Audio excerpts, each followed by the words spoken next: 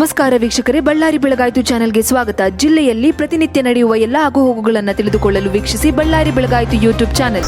ಇಷ್ಟು ಮೆಜಾರಿಟಿ ಮೇಲೆ ನನಗೆ ನನ್ನ ವಿರೂಪ ಕ್ಷೇತ್ರದ ಮತದಾರ ಬಂಧುಗಳಿಗೆ ಈ ಮಾಧ್ಯಮ ಮೂಲಕ ನಾನು ಅವರಿಗೆ ಧನ್ಯವಾದಗಳನ್ನ ಅರ್ಪಿಸ್ತಾ ಇದ್ದೀನಿ. ಗೆಲುವು ನನಗೆ ಆಗುತ್ತೆ ಅಂತ ನಿರೀಕ್ಷೆ ಮಾಡಿದ್ದೆ. ಈ ಮೆಜಾರಿಟಿ ಇಷ್ಟು ಬರುತ್ತೆ ಅಂತಂದು ನಾನು ಅನ್ಕೊಂಡಿದ್ದಿಲ್ಲ. ಜನರು ನನಗೆ 37,000 ಮೆಜಾರಿಟಿ ಕೊಟ್ಟಿದ್ದಾರೆ. ಮೆಜಾರಿಟಿ ಬರುತ್ತೆ ಅಂದ್ಕೊಂಡಿದ್ದಿಲ್ಲ. ಜನರ ನಿರೀಕ್ಷೆ ಮೀರಿ ನನಗೆ ಮೆಜಾರಿಟಿ ಕೊಟ್ಟಿದ್ದಾರೆ. ಅದಕ್ಕೆ ಮತ್ತೆ ಧನ್ಯವಾದ. ಸರ್, ನಿಮ್ಮ ಗೆಲುವಿಗೆ ಕಾರಣವಾದ ಅಂಶಗಳೇನು ಸರ್? ನಮ್ಮ ಕಾಂಗ್ರೆಸ್ ಪಕ್ಷದ ಪ್ರಣಾಳಿಕೆಗಳೇನೋ ನಾವೇನೋ ಮನೆ ಪ್ರಚಾರ ಮಾಡಿದ್ವಿ.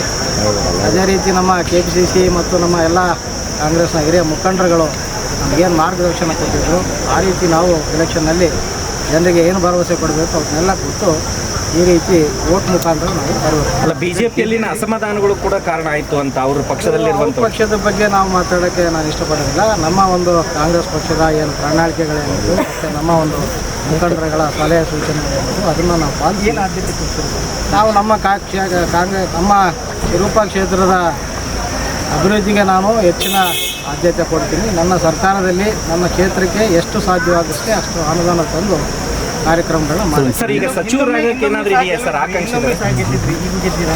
ಜನ ನಿಮ್ಮಿಂದ ನಾನು ಅದರ ಸಚಿವ ಸ್ಥಾನದ ಆಕಾಂಕ್ಷೆ ಅಂತೂ ಅಲ್ಲೇ ಅಲ್ಲ.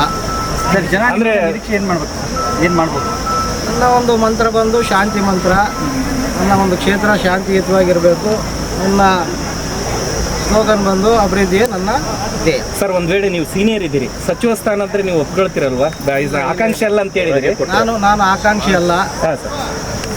ನಮ್ಮ ಒಂದು ಹೈಕಮಾಂಡ್ ಏನಾದರೂ ಹೇಳಿದ್ರೆ ನನ್ನ ಅಭಿಪ್ರಾಯಗಳು ಅವ್ರ ಮುಂದೆ ಹೇಳಿ.